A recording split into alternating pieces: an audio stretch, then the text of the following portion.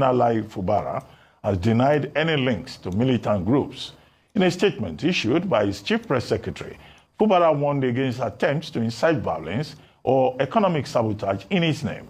He was reacting to trending videos alleging explosions at oil and gas installations in the state, which he described as fake and malicious. He emphasized that he has no affiliation with any militant group and will not encourage any criminal activity that could threaten peace or economic stability. Joining us now on this show is Chijioke Unwo, former chairman, OBio Akpo local government area of Rivers State. Good morning, Honorable Chijioke Unwo, and thank you for joining us on the morning show. Good morning, sir. Well, no long introductions. The declaration of state of emergency in Rivers State and all the associated issues that we've been discussing since that state of emergency was declared, whether it's an assault on democracy or it is a necessary thing that the president should do, or whether the president should have dissolved or not dissolved, democratic structures in the state. You are in the theater. I don't want to say the theater of war, the theater of conflict. What is your take?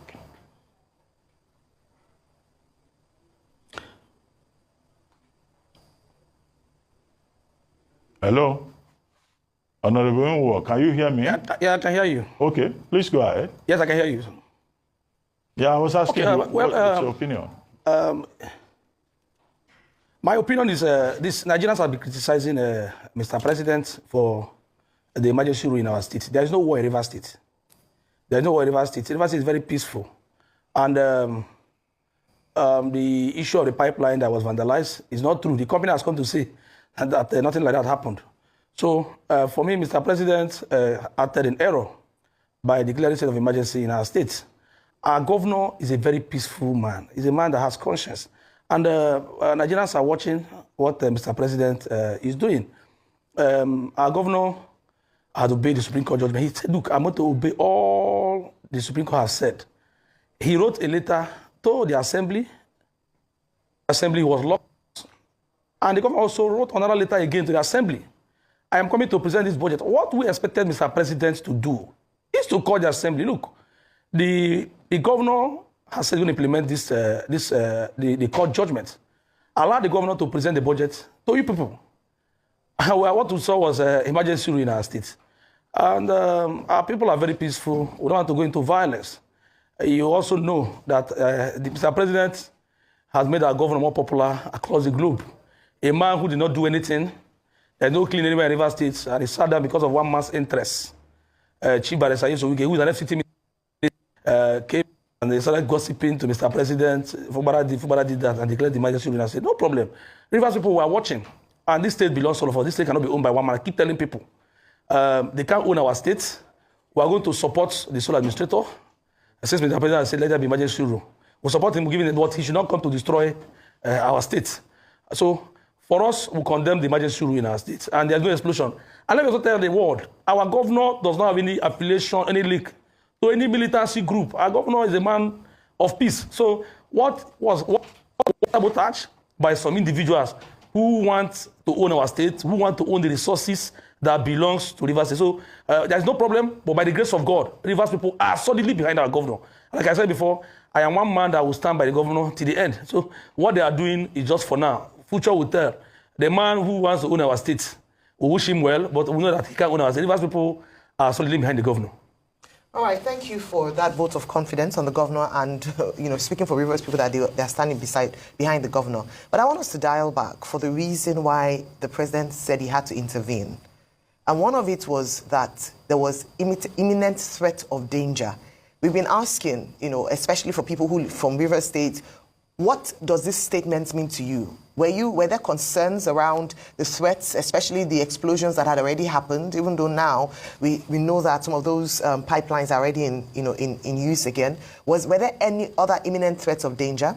Number two was that the governor didn't effectively manage the situation. He could have called for a state of emergency himself or asked for an intervention from the federal government, but he seemed to have kept quiet. And perhaps that's why that conversation around him being sympathetic to these, to the people who are doing the militants. That's why it's come forth. So what would you say about that? Because there was a reason why a state of emergency was declared. I know you might not agree with it, but do you agree with the reason behind it?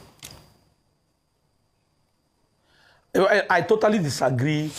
I totally disagree with the emergency. What Mr. President, this is a cooked-up arrangement. The cooked-up arrangement between the FCT minister and the explosion itself. The explosion itself that they claim to have happened in Rivers State is not true.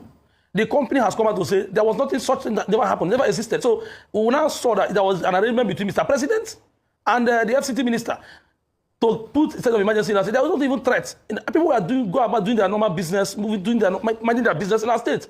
People are moving around doing their business. Problem in our state, everywhere was very calm. So for us to see that the next minute they said it was an explosion because it's an arrangement, and the security meeting where he's not aware of an explosion. For us, they can also say the way Mr. President started his broadcast, started attacking the governor, that the assembly was destroyed. Never, I thank God Nigerians have seen that the assembly that Mr. President alleged that was never, so that it was over 85. So there was no threat in our state. A day before, that was a day was supposed to present that, and this thing happened. You can see that it's a gang up by Mr. President, and also happy that Mr. President should also have suspended this week as a minister, because he's a part of the problem in our state. Okay, please, my position has been clear for the rule of law, but my position as a journalist is he who's alleged must prove. Please, prove the allegation that it was President Tinubu and Mr. Wike that planned this state of emergency. Do you have proof to this allegation, number one? Secondly, hang on a minute, please. Just wait. Secondly, it was an actual fact that an explosion rocked Trans-Niger pipeline in Bodo community in Gona local government area of Rivers State. It was widely reported, and it was also a fact that the second day after the explosion, the pipeline started to work. Do you have facts to the contrary that this explosion did not happen? Also prove with probable evidence. But the first one I want you to prove is prove with evidence that it was President Tinubu and Governor Wike that planned that state of emergency, and they used this explosion as just a caveat. Please, can you prove with evidence? Let me say that if you say I have proof, it's everywhere that if Mr. President heard that there was an explosion in Trans-Niger in Bodo City, he should have called the governor to say, look, is this thing, is it true? But for us, there was nothing like that. There was a leakage. The company has come out to say, this is not true. In defending that this nothing happened. They started social media, Instagram, that there was an explosion in Rivers State. Now, Mr. President sat down and then started making a broadcast. You're a journalist. You saw what happened. From the beginning, when the president started making that broadcast, you saw that it was an attack. He was attacking the governor of Rivers State. He has vetoed to do this, he has vetoed to do that. Meanwhile, Mr. President has said, I am going to obey all the Supreme Court ruling. Now, if there was an explosion, how many persons died? So there was an explosion this morning, the pipeline started working. It's very funny. I don't need to tell the world. They know that this is an arrangement between the presidency and yes, Wike. So, please, so who planted that explosion then? Please, Mr. Nwo, who planted that explosion then? Who planted it? Who planted the explosion? If you say it was not something substantial, who planted it? The company, you are aware, the company said there was a leakage on their pipeline. And if that pipeline was vandalized, my brother, in the next 2 months, that pipeline would not be functioning.